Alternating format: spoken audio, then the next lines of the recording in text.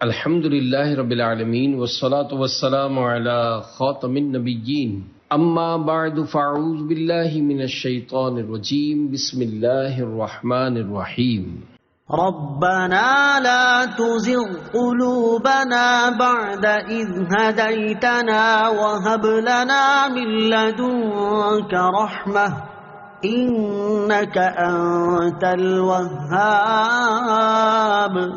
ترجمہ: اے ہمارے رب، تو نے ہمیں ہدایت عطا فرمائی ہے، اس کے بعد ہمارے دلوں کو ٹیڑھا نہ کر اور ہمیں اپنے پاس سے رحمت عطا فرما، بے شک تو بڑا عطا فرمانے والا ہے۔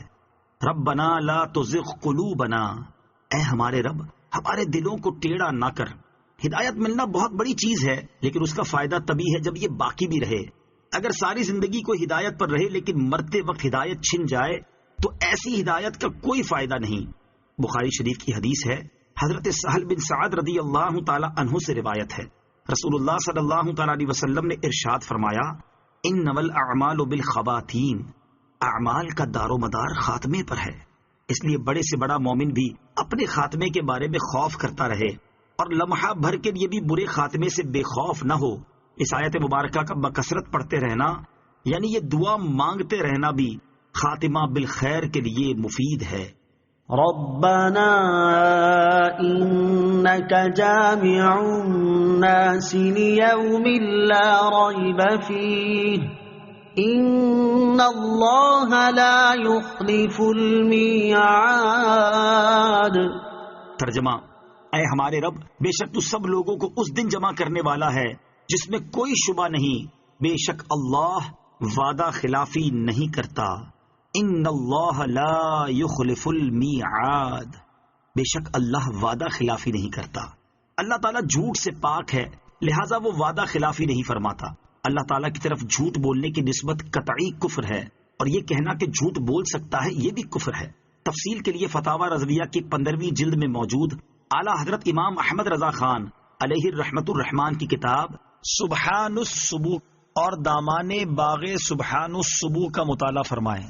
ان الذين كفروا لن تغني عنهم اموالهم ولا اولادهم من الله شيئا واولئك هم وقود النار كدأب آل فرعون والذين من قبلهم كذبوا بآياتنا فأخذهم الله بذنوبهم والله شديد العقاب۔ ترجمہ: بے شک کافروں کے مال اور ان کی اولاد اللہ کے عذاب سے انہیں کچھ بھی نہ بچا سکیں گے، اور وہی دوزخ کا ایندھن ہے، جیسا کہ فرعون کے ماننے والوں اور ان سے پہلے لوگوں کا طریقہ تھا۔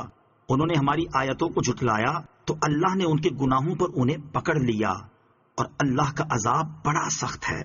کدأب آل فرعون والذین من قبلہم، جیسا فرعون کے ماننے والوں اور ان سے پہلے لوگوں کا طریقہ تھا، یعنی نبی پاک علیہ الصلوۃ والسلام کے زمانے کے کافروں کا طریقہ ویسا ہی ہے جیسا فرعون کے ماننے والوں اور ان سے پہلے لوگوں کا طریقہ تھا، کہ انہوں نے بھی ہماری آیتوں کو جھٹلایا اور ان کافروں نے بھی ہماری آیات کو جھٹلایا۔